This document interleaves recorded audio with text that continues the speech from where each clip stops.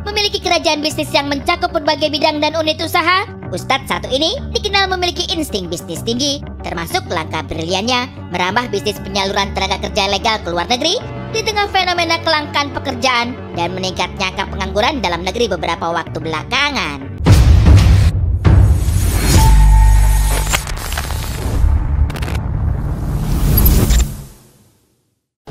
Bismillahirrahmanirrahim. Assalamualaikum warahmatullahi wabarakatuh.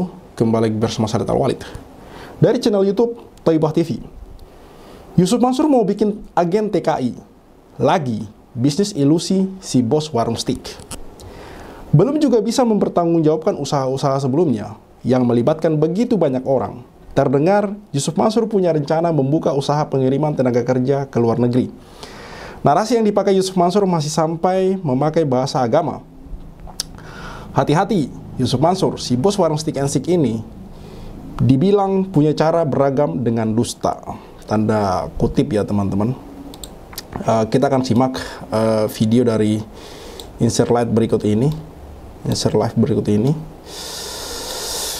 Tapi sebelumnya saya ingin menyampaikan sekali lagi, di mana ini sudah saya sampaikan di video saya sebelumnya, bahwa jangankan Yusuf Mansur ini kemudian sekarang mulai berbicara tentang bisnis-bisnis yang baru. Berbicara sedekah saja seharusnya kita sudah tidak percaya lagi dengan orang ini. Bukan kita tidak percaya dengan ilmu sedekahnya gitu, tapi apa yang disampaikan oleh Yusuf Mansur ini seharusnya perlu diluruskan gitu. Apalagi kemudian Yusuf Mansur mulai berbicara bisnis gitu, mulai ingin membuat peluang bisnis baru, yaitu sebagai agen TKI gitu. Entah Anda sebagai TKI-nya, entah Anda sebagai TKW-nya, entah teman-teman sebagai nanti orang yang berpartner bisnis dengan beliau Yusuf Mansur, atau sebagai karyawan segala macam, itu harus berpikir 9 kali, bukan lagi 2 kali, bukan lagi 7 kali, berpikir 9 kali untuk kemudian mencoba untuk bergabung dengan Yusuf Mansur, karena track recordnya sudah jelas. Semua bisnis investasi yang dia bangun ini semuanya bermasalah teman-teman. Dan bukan cuma bisnisnya, karyawan saja tidak digaji gitu, security saja tidak dibayar gitu, mitra-mitra pipeline juga tidak mendapatkan manfaat seperti yang dijanjikan di awal. Bapak Ali yang kemudian berinvestasi di Coins tidak menerima manfaat yang dijanjikan oleh Yusuf Mansur. Pak Suwarto, Ibu Rita, dan yang lain sebagainya, semua kemudian menderita kerugian gitu. Belum kita berbicara korban-korban investasi batubara. Jadi sekali lagi saya katakan teman-teman, dan saya tekankan di sini, berpikir 9 kali sebelum Anda bergabung dalam bisnis yang kemudian mulai dipikirin oleh Yusuf Mansur ini gitu, yaitu sebagai agen TKI. Entah Anda sebagai TKW-nya atau TKI-nya, entah Anda sebagai mitranya, entah Anda sebagai investor atau karyawan yang bekerja di sana, itu hati-hati dan perlu dipikirkan matang-matang untuk kemudian bergabung dengan dia. Kalau bagi saya seharusnya dihindari teman-teman orang-orang seperti ini sebelum kemudian Anda mendapatkan masalah yang sama gitu. Karena kalau sudah terlanjur mendapatkan masalah, untuk kemudian mengembalikan hak Anda itu susah, seperti apa yang kami dan korban-korban alami hari ini gitu. Baik, kita simak sepotong video dari insert live ini teman-teman. Memiliki kerajaan bisnis yang mencakup berbagai bidang dan unit usaha, Ustadz satu ini dikenal memiliki insting bisnis tinggi, termasuk langkah briliannya merambah bisnis penyaluran tenaga kerja legal ke luar negeri di tengah fenomena kelangkaan pekerjaan dan meningkatnya angka pengangguran dalam negeri beberapa waktu belakangan. Iya, karena telinga saya kan mendengar, mata saya melihat perusahaan-perusahaan banyak tutup, termasuk juga perusahaan saya sendiri gitu. Banyak yang sekarang ini harus menutup usahanya. Terus kemana orang-orangnya? Ya jalannya ya diantaranya ya coba keluar dah. Di luar kan anomali, butuh orangnya kagak ada. Kan butuh orangnya nggak ada. Sampai pekerjaan-pekerjaan seperti apa? Kasir, porter, sopir bis, sopir alat berat. Itu kan skill yang orang Indonesia tuh banyak yang bisa. Nggak bisa juga kita bisa bikin bisa kok. Pelatihan-pelatihan kan bahkan kayak gini loh. Nggak usah lah dia jadi chef, dia jadi front aja. Front tuh yang suka nyatatin berapa orang, berapa meja gitu, berapa kursi. Itu aja tuh banyak banget di Dubai, di Emirat Arab.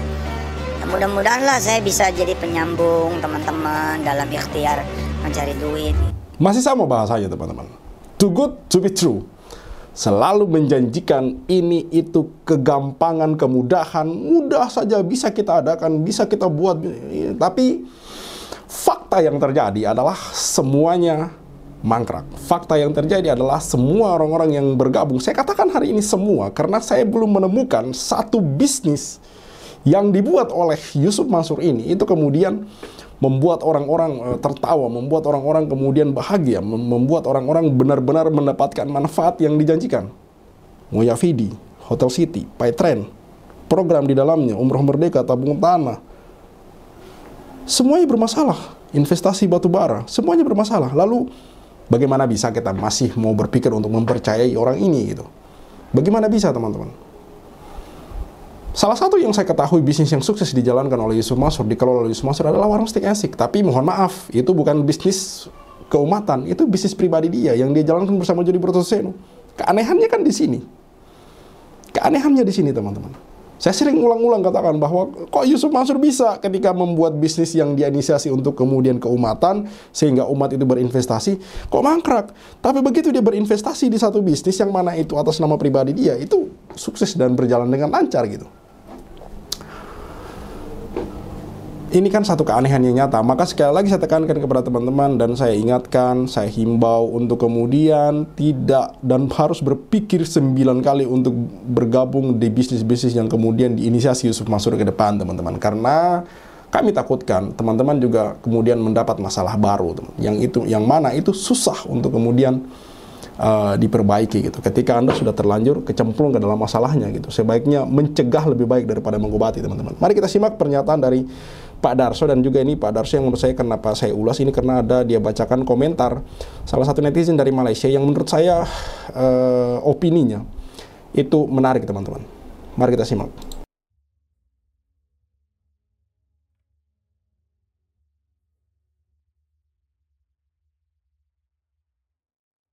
Bismillahirrahmanirrahim. Assalamualaikum warahmatullahi wabarakatuh. Darso Arif Bakuama di sini di Toiba TV. Hari Sabtu tanggal 24 Mei 2025. Saudara-saudara, baru 5 hari yang lalu, tepatnya tanggal 19 Mei yang baru lalu, itu di sebuah siaran televisi swasta, di siaran infotainmentnya itu kembali menghadirkan Yusuf Mansur sebagai narasumbernya. Insight Live di salah satu televisi swasta kita. Di situ Insight Live memasang titel di beritanya, Yusuf Mansur sebut mental Wirda down karena dugaan penipuan. Sepertinya ini adalah sebuah bentuk klarifikasi Yusuf Mansur terhadap tuduhan terhadap Wirda yang beberapa waktu yang lalu kita sama-sama tahu dia dituduh oleh banyak orang, banyak pihak, terutama para korban-korbannya, bahwa Wirda Mansur telah memperdaya lebih dari 9.000 orang dengan 19.000 orang maksudnya, dengan uang yang ada di balik itu ada sekitar 9 miliar rupiah. Nanti saya sertakan link dari video Insight Live itu di deskripsi nanti, lalu kita sama-sama boleh menontonnya secara tuntas.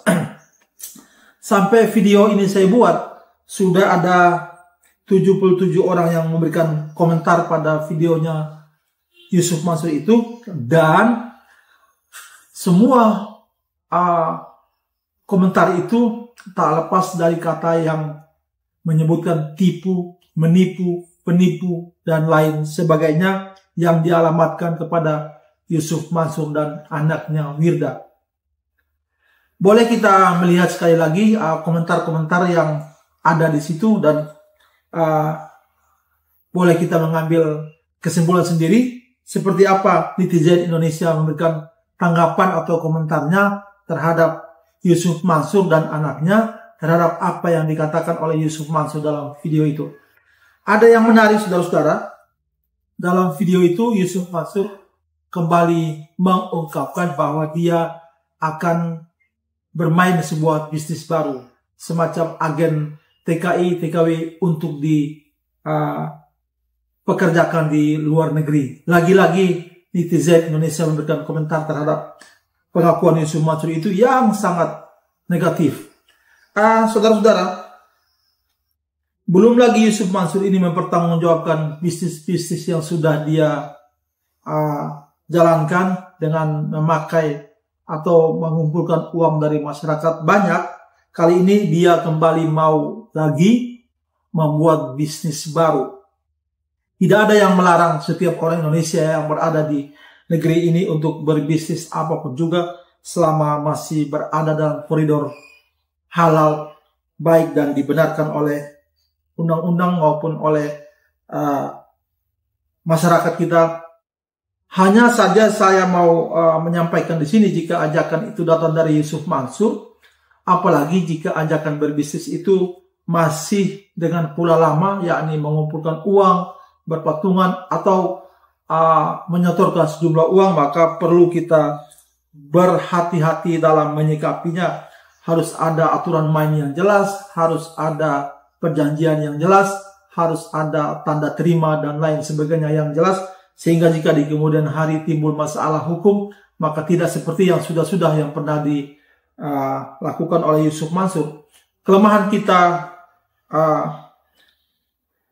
orang Indonesia, utamanya kita sebagai Muslim, jika datang orang yang kebetulan berpredikat ustadz, maka kita tidak memperhatikan hal-hal yang menyangkut perjanjiannya, legalitasnya, dan lain sebagainya.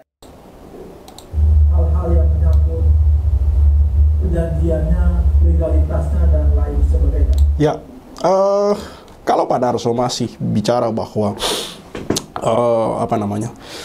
kalau memang mau ikut bisnis dengan Yusuf Mansur harus diperhatikan detail segala macam perjanjian, kesepakatan, bukti nanti kalau bermasalah seperti apa, nanti menyelesaikan masalahnya dan bla bla bla sebagainya. Kalau saya pribadi berpendapat bahwa sebaiknya dihindari, teman-teman. Karena berdasarkan track record seseorang yang kemudian akan kita percayai seharusnya tidak punya cacat. Itu standar yang selalu saya terapkan gitu. Ketika orang itu sudah punya cacat, maka seharusnya Anda bukan lagi berhati-hati tapi menghindari orang itu gitu. Menghindari orang tersebut. Apalagi bicara Yusuf Mansur, mohon maaf saja. Yusuf Mansur sudah berkali-kali kemudian membuat umat merugi gitu. Sudah sering saya sebutkan berapa jumlah model bisnis yang dibangun oleh Yusuf Mansur, yang didirikan oleh Yusuf Mansur, yang diinisiasi dan dipresentasikan oleh Yusuf Mansur, semuanya mangkrak. Lalu hal seperti apa lagi, alasan seperti apa lagi yang membuat kita kemudian mau berpikir untuk kemudian bergabung dengan orang ini gitu. Entah kita mau benar-benar detail memperhatikan peraturan di dalam segala macam gitu.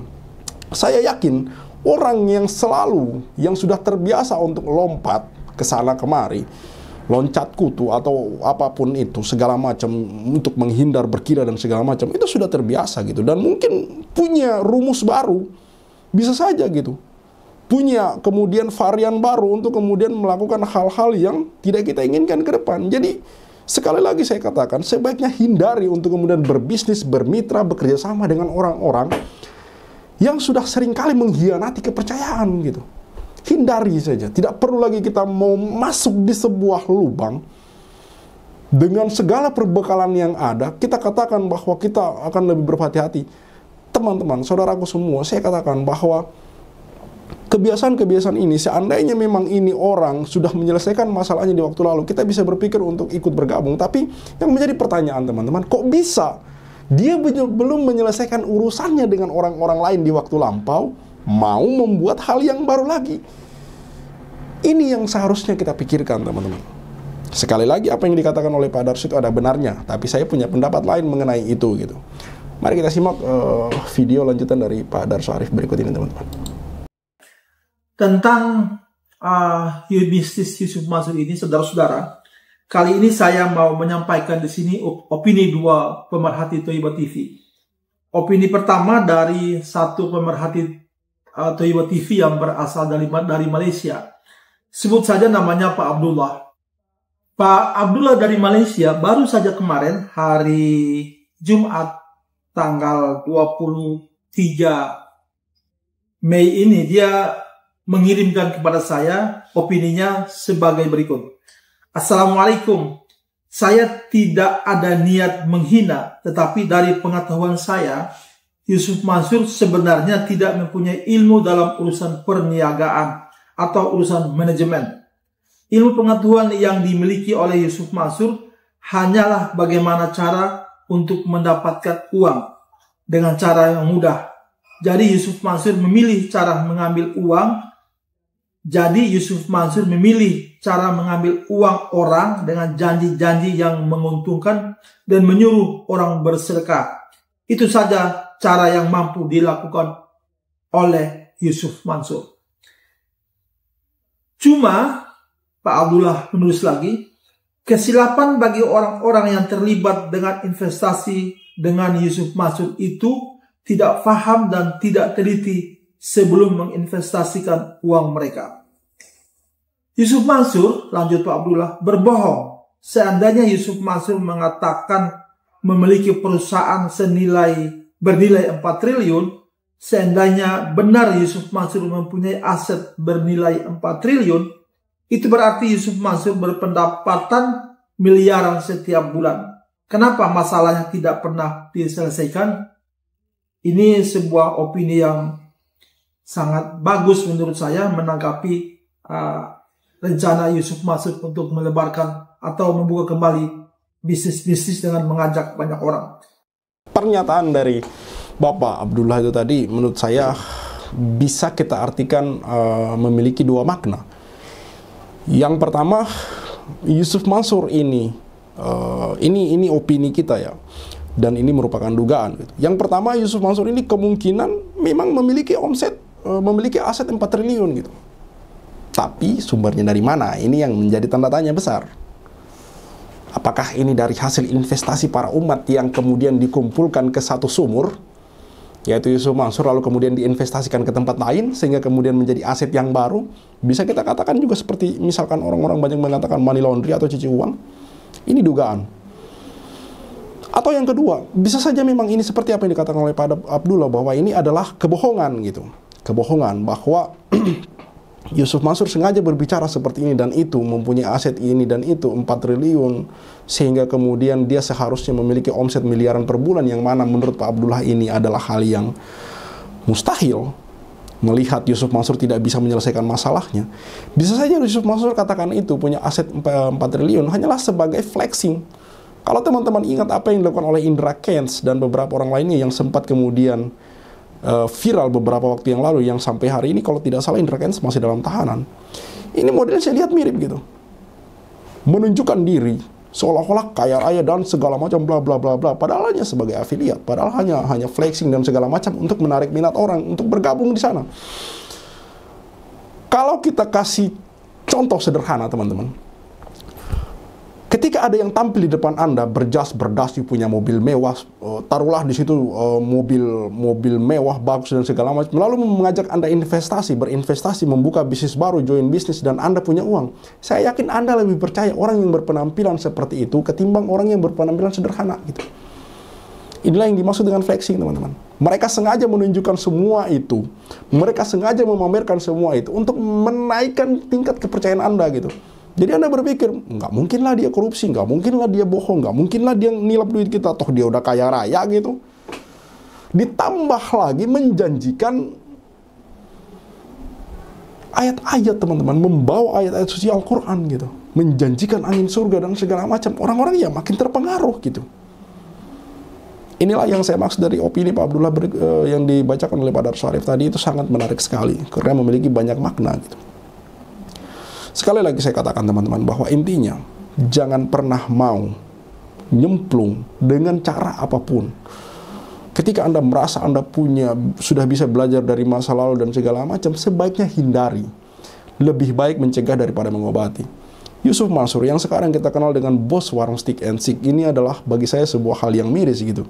Kenapa bisa dia ketika membangun bisnis bersama umat, yang mana umat menaruh harapan lebih pada bisnis investasi tersebut, batu bara, hotel city, pattern, dan yang lain sebagainya, semuanya mangkrak. Tapi kok bisa dia berinvestasi di warung Stick and Stick, mengelola warung Stick and Stick bersama Jody Brososeno, dan masih sukses sampai hari ini. Inilah yang menjadi satu alasan kenapa kami memboikot bisnis Yusuf Mansur tersebut, yaitu warung Steak and Shake dan bebek goreng Haji Slamet. Karena sampai hari ini saya tidak melihat kesungguhan dari Yusuf Mansur untuk menyelesaikan urusannya bersama para umat. Padahal kalau dipikir dia masih punya omset, punya aset dan segala macam. Tapi kok ya tidak ada niat untuk menyelesaikan semua itu. Jadi sekali lagi saya katakan, berhenti dan sebaiknya Anda berpikir 9 kali untuk kemudian ikut bergabung di dalam bisnis-bisnis apapun yang diinisiasi oleh Yusuf Mansur ke depan. Saya Rita Al-Walid, see you on the next videos. Maka 2010 ketika saya masuk pertama kali ke warung Steak and Shake, like video jangan di skip, share sampai kena strap, like biar kasusnya di up, komen sampai dia kena strap. Yusuf Mansur punya cerita, katanya punya daku di mana-mana, nyatanya cuma numpang nama, emang dasar gak punya muka. Boykot Yusuf Mansur, bikin bisnis batu bara aku bangkrut, bikin aplikasi paypal kau macet, bikin program umroh merdeka kau mampet, bikin program tabung tanah kau rungkat, bikin program Moya Vidi kau katot, bikin bisnis hotel city ya bacot, bisnis mandek duitnya dicokot. Boykot Yusuf Mansur. Kalau cari tangga dipikir dulu, ngaku komisaris nyatanya halu. Kalau udah dongeng kayak orang nyabu, ngaku punya pesawat nyatanya malu. Boykot Yusuf Mansur. Maju caleg tapi nggak kepilih. Haha, orang udah pada tahu belangnya, ngakunya gabung di warung steak. Ya udah kita boykot sekalian biar steak. Boykot warung steak. Boykot warung steak. Boykot warung steak. Kok bisa bangun bisnis saat pandemi? Emang duitnya dari mana? Kalau bukan dari bisnis fiksi, ngajak umat kumpul dana cuma buat merana. Boykot warung steak. Jadi kok cuma diam kayak bot? Apa sih ujuk bikin lu takut? Takut kebongkar, takut kecokot. Bikin bisnis batu bara kok bangkrut, Bikin aplikasi paypal kau macet, bikin program umroh merdeka kau mampet, bikin program tabung tanah kau rungkat, bikin program Moya Vidi kau gatot, bikin bisnis hotel city ya bacot, semua baik duitnya dicokot. Boykot warung steak. kalau cerita nggak dipikir dulu, Ngaku komisaris grab nyatanya halu. Kalau udah dongeng kayak orang nyabu, ngaku punya pesawat nyatanya malu. Baju caleg tapi nggak kepilih, haha. Orang udah pada tahu belangnya, ngakunya gabung di warung steak. Ya udah kita boykot sekalian biar steak. Boykot warung steak. Sorry kok cuma diam kayak bot. Apa sih ujuk bikin lu takut? Takut kebongkar, takut kecokot. Bikin bisnis batu bara kau bangkrut, bikin aplikasi paypal kau macet, bikin program umroh merdeka kau mampet, bikin program tabung tanah kau rungkat, bikin program Moya Vidi kau gatot, bikin bisnis hotel city ya bacot, semua baik duitnya dicokot. Boykot warung steak. Kalau cerita nggak dipikir dulu, ngaku komisaris grab nyatanya halu. Kalau udah dongeng kayak orang nyabu, ngaku punya pesawat nyatanya malu. Maju caleg tapi nggak kepilih, haha. Orang udah pada tahu belangnya, ngakunya gabung di warung steak. Ya udah kita boykot sekalian biar steak. Boykot warung steak. Stop mampir di sana, stop masuk ke sana, stop makan di sana, stop bikin si ujuk kaya. Boykot warung steak. Bikin Yusuf Mansur ketar-ketir, biar dia mikir, biar dia sadar tanggung jawabnya Mansur. Kami sudah hilang sabar, umat sudah marah besar. Sampai mana kau kabur, akan terus kami kejar walau sampai lubang kubur. Boykot warung steak. Boykot warung steak. Boykot warung steak. Play video jangan di skip, share sampai kena strap, like biar kasusnya di up, komen sampai dia kena step. Hahaha.